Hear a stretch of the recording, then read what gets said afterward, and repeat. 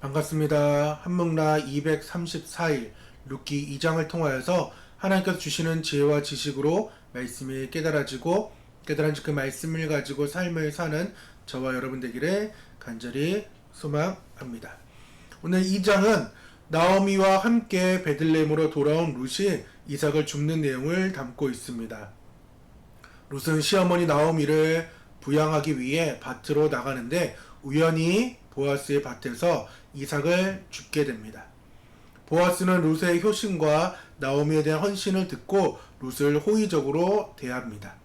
그는 룻에게 자기 밭에서만 이삭을 줍도록 허락하고 자기 소년들에게 룻을 보호하고 이삭을 더 쉽게 줍도록 배려하라고 명령합니다. 룻은 저녁에 집에 돌아와 나오미에게 있던 일을 말하고 나오미는 보아스가 자신들의 가까운 친척이자 기업 물을 자임을 알게 되어 하나님께 감사하고 룻에게 보아스의 밭에서 계속 있으라고 조언합니다. 오늘 2장 우연히 마침이 되는 은혜입니다. 오늘의 단어는 우연, 마침, 헤세드입니다. 우리 사랑하는 성도님들 그리고 한묵나 모든 가족분들, 오늘 우리는 룻기 2장 20절 거기 헤세드라는 단어가 이제 나옵니다.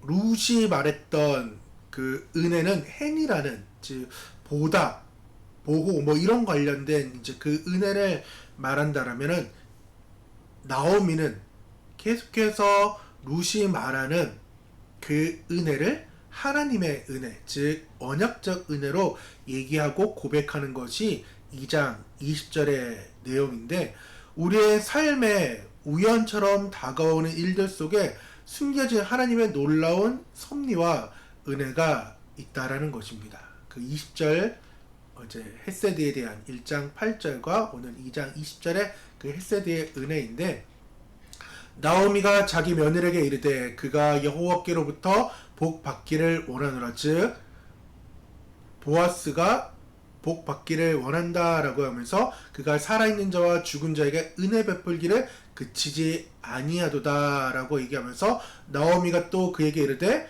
그 사람은 우리와 가까우니 우리 기업을 물을 자 중에 하나라고 얘기하면서 하나님의 은혜를 지금 나오미는 이야기하고 있습니다. 룻은 시어머니 나오미를 위해 이제 이삭 줍기를 살기 위해서 이제 이삭을 주러 갑니다. 말했다시피 텅 빈 그 공간, 상실의 공간에서 낙심하고 좌절하는 것이 아니라 룻은 은혜를 갈망했고 그 갈망된 은혜가 정적인 은혜가 아닌 동적인 은혜예요. 그렇기 때문에 집에만 있는 것이 아니라 삶을 살기 위하여서 그녀는 이제 밭으로 나아갑니다. 그럴 때 신기하게 우연히 엘리멜렉, 자기의 시아버지의 친족 보아스에게 속한 밭에 이르게 되었는데, 또 신기하게 마침 그때 보아스가 나타나게 되고, 또한 이삭 빼는 그 사람들을, 자신의 사람들을 축복하면서 돌보게 되는 그 일들이 일어나는 상황이에요. 보아스 보고 갈 수도 있지만은 그 우연의 상황이 마침 보아스가 나오는, 수많은 날들 중에 마침 보아스가 나오는 우연의 그 상황이 하나님의 그 세밀하신 계획 속에 마침으로 나아가는 일들을 오늘 2장에서 보게 된다라는 것입니다. 나오미는 룻이 보아스의 밭에서 이삭을 주었다는 이야기를 듣고 그가 자신과 가까운 친정, 즉 고엘을 할 대상임을 말합니다. 이 고엘 제도란 고대 이스라엘 백성이 노예로 끌려가게 되었을 때 그를 구해주거나 남편이 죽었을 때 대를 잇도록 도와주거나, 지금 나오미와 룻과 같은 상황이 지금 여기에 해당되죠. 또한 돈이 없어 빚을 갚지 못할 때 대신 갚아주는 행위를 말합니다. 어떻게 보면은 돈이 없는 상황에서 또한 돈을 갚아주는 그 상황이 일어나고 그 일을 감당할, 고해를 해줄 그 유력한 사람을 지금 보아스의 삶에서 보게 되는 거죠. 이 룰 가운데에서. 그래서 이 고엘의 제도는 자신의 힘으로는 도무지 그 늪을 헤어날 수 없을 때 밖에서부터 건져주는 사람을 말합니다. 즉 구원자를 말하는 거죠. 이 고엘의 조건이 있습니다. 혈연 관계가 있어야 되며 또한 재정이 넉넉해야 되겠죠. 그리고 기업을 물려주는 자비로운 마음이 있어야 됩니다. 그리고 미망인과 결혼까지 하려는 그런 의지가 있을 때 이 고엘의 제도를 할 수 있는 거죠. 근데 1절을 얘기하는 거예요. 나오미의 남편 엘리멜렉의 친족으로 유력한 자, 즉 고엘의 제도, 고엘을 물을 자가 있으니 그 이름이 보아스라는 거예요. 1절부터 그 은혜의 이름을 등장시키는 것을 보게 됩니다. 그럴 때 룻의 상황들을 들은 나오미가 고백하고 감격하는 것이 무엇이냐? 그가 살아있는 자와 죽은 자에게 은혜 베풀기를, 즉 헤세드 하기를 그치지 아니하였다라고 고백하는 거예요. 이 나오미의 고백은 룻이 우연히 행운처럼 나아갔던 것이 아니라 자신을 포기하지 않으시는 그 하나님의 은혜에 그녀는 감사함을 우리는 깨달을 수 있다라는 것입니다. 왜? 그녀가 1절에 슈브했잖아요. 하나님께로 돌아왔잖아요. 비록 모압 드림을 꿈꾸면서 모압의 삶으로 나아갔지만은 그 삶이 무너져 내릴 때에 그녀는 그럼에도 불구하고 나는 하나님께 안 가가 아니라 그 상황을 보고 모든 것을 철수하고 하나님께로 돌아왔을 때 하나님께서는 우연의 삶을 가장하여 마침의 상황을 만들어 주시는 분이라는 것입니다. 그래서 그 하나님의 은혜는 죽은 자에게도 이른다라는 것입니다. 나오미는 살아있는 자와 죽은 자에게 은혜를 베푼다고 고백합니다. 살아있는 자는 자신, 즉 나오미이며 룻입니다. 그녀는 절망 가운데 하나님께서 그 보아스라는 사람을 통하여서 그들의 삶에 다시금 희망의 씨앗을 지금 심어주고 있습니다. 그럼 죽은 자는 누구일까요? 나오미의 남편이자 아들이겠죠. 엘리멜렉과 말론과 기럇. 그들은 이미 세상을 떠났습니다. 하나님께서는 그 기업 물을 자, 유력한 자를 통하여서 그들의 가문을 하나님께서 이어갈 수 있도록 죽은 자에게도 그 명예와 유산을 지켜주는 그 일을 지금 이 장을 통해서 보여주고 있습니다. 이것이 하나님의 은혜인 거예요. 하나님은 우리가 절망에 빠져 있을 때뿐만 아니라 모든 것이 끝났다고 생각하는 그 순간에서 우리에게 개입하십니다. 나에게 계획하십니다. 우연을 가장하여서 하나님의 일들을 행하시면서 우리가 그 우연? 하다가 어떻게 보면은 그 마침으로 딱 찍혀지는 그 일들. 하나님께서 여전히 우리를 회복시키고 구원하고 있다라는 것입니다. 그래서 우리의 우연한 그 발걸음을 인도하시는 분이 하나님이십니다. 룻은 생계를 위하여서 밭으로 나아갔어요. 이삭을 주었어요. 그 발걸음이, 그 은혜가 마침 다윗의 증조모로, 증조 할머니의 족보로, 또 예수 그리스도의 족보로 이어지는 놀라움의 그 영광으로 이어지게 된다라는 것입니다. 움직여야 돼요. 우리의 삶을 낙심하고 좌절하여 앉아있고 주저앉는 것이 아니라 다시금 슈브해야 된다고요. 하나님께로 돌아가기 몸부림칠 때에 우연을 가장한 그 모습으로 하나님께서는 마침으로 다가옵니다. 그리고 그 보호 아래 하나님께서 살게 합니다. 우리의 삶도 마찬가지겠죠. 우리는 때때로 우리의 삶과 그 행동, 선택이 어떻게 가져올지는 알지 못합니다. 직장에서 또 만남에서 혹 여러분의 작고 큰 그 결정 하나하나가 우연처럼 느껴질 때가 많이 있어요.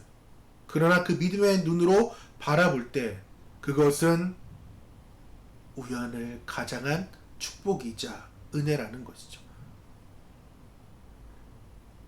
하나님은 우리가 절망의 늪에서 헤매이고 있을 때 밖에서 모든 것이 끝났다라고 생각하는 그때에 죽은 자에게도 은혜를 베푸시는 분이라는 것입니다.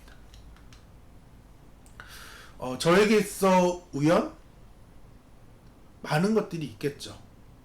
특별히 목회자로 꿈꾸면서 초등학교 2학년 때부터 지금까지 우연을 가장하여 또한 우연을 살면서 마침으로 일들이 참 많이 있었어요. 그 중에 대표적인 것이 이번 가정교회 상황이며 또한 지방의 가입이에요. 가정교회에 대해서 그냥 막연하게 꿈꾸면서 목회에 대한 꿈을 꾸고 개척을 시작했어요. 그리고 전도를 하기 위해서 예심선교회에 금요일마다 이제 훈련을 받으러 가고 있는데, 보통 예심선교회에서는 전도하는 얘기만 합니다. 그리고 목회가 어떻게, 그리고 목양을 어떻게 하는지에 대한 얘기는 없어요. 다만 내가 어떻게 전도자의 삶을 살고 있다, 전미자, 전도에 미친 삶을 살고 있다라에 대한 간증만 있는 그러한 곳이 약간 좀 특수한 상황이죠. 왜냐?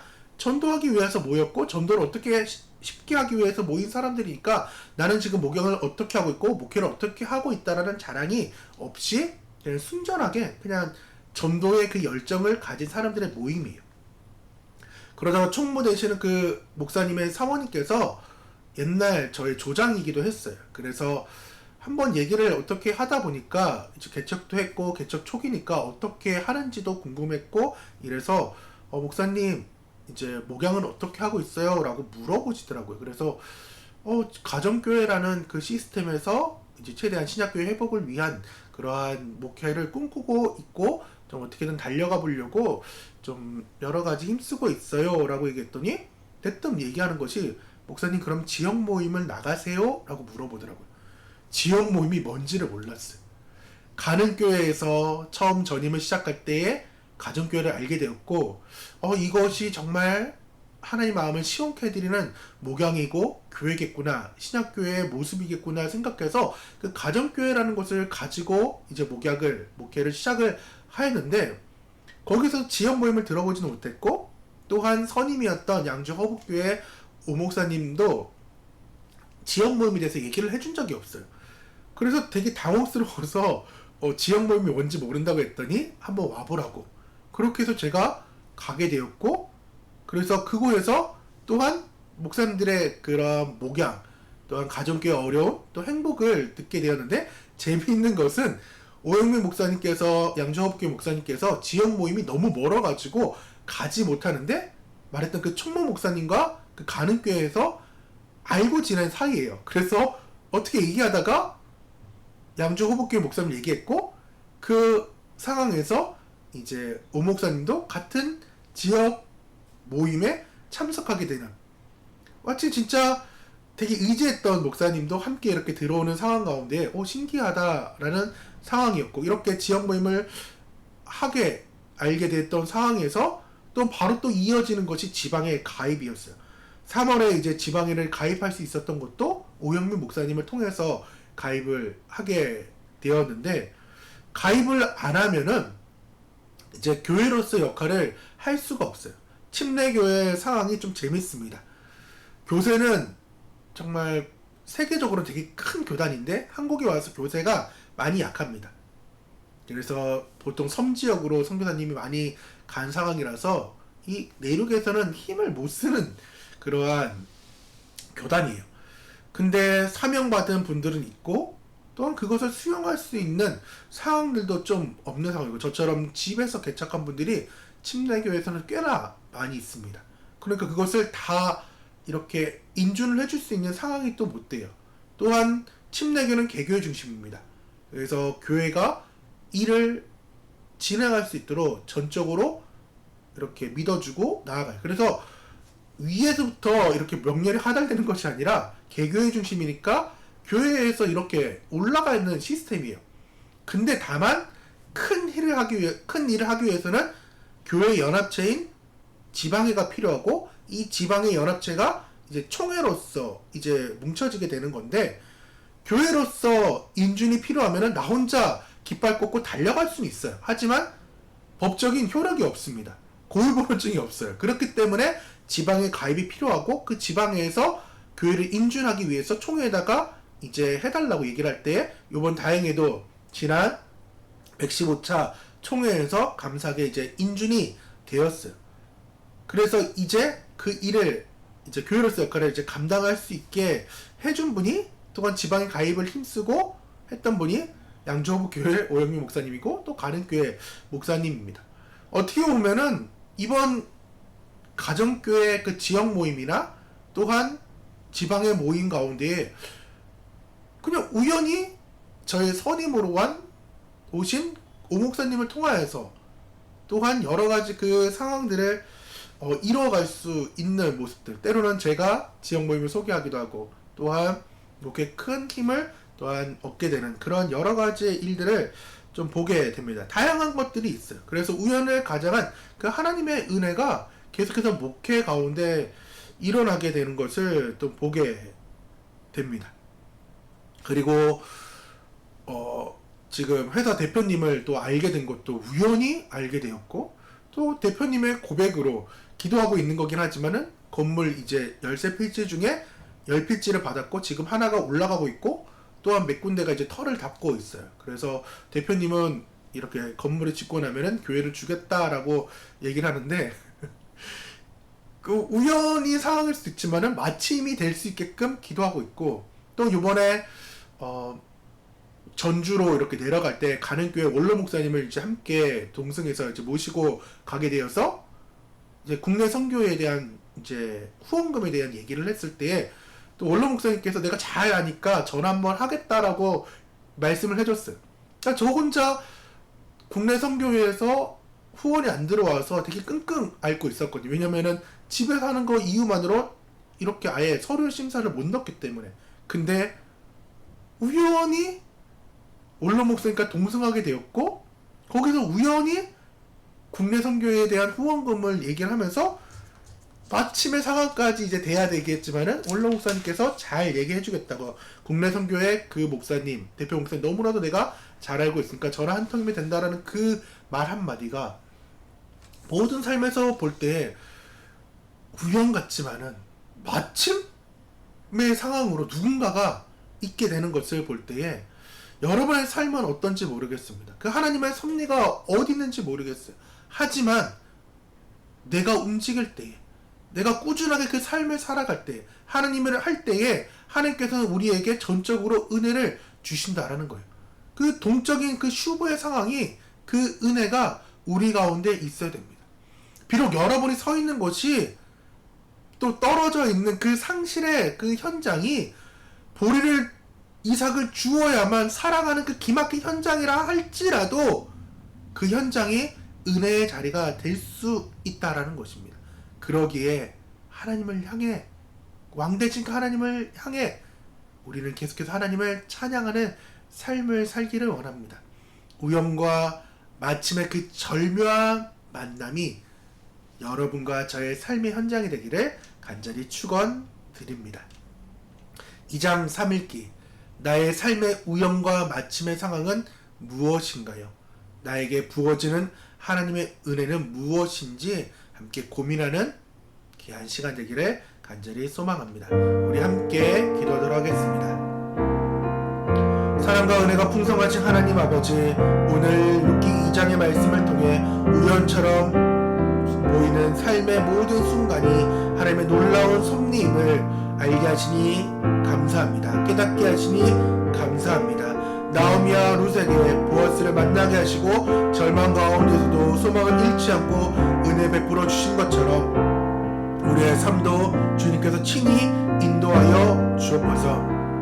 우리가 계획하고 노력하는 모든 일들 속에 주님의 손길을 발견하게 도와주시고, 때로는 알 수 없는 그 길을 걸어간다 하더라도 주님께서 가장 선한 길로 인도한다는 것을 믿고 나아갈 수 있도록 도와주면서 우리의 모든 삶이 우연처럼 보여지는 그 우연의 상황이 주님의 완벽한 마침임을 깨닫는 믿음의 눈을 허락하여 주옵소서. 예수님의 이름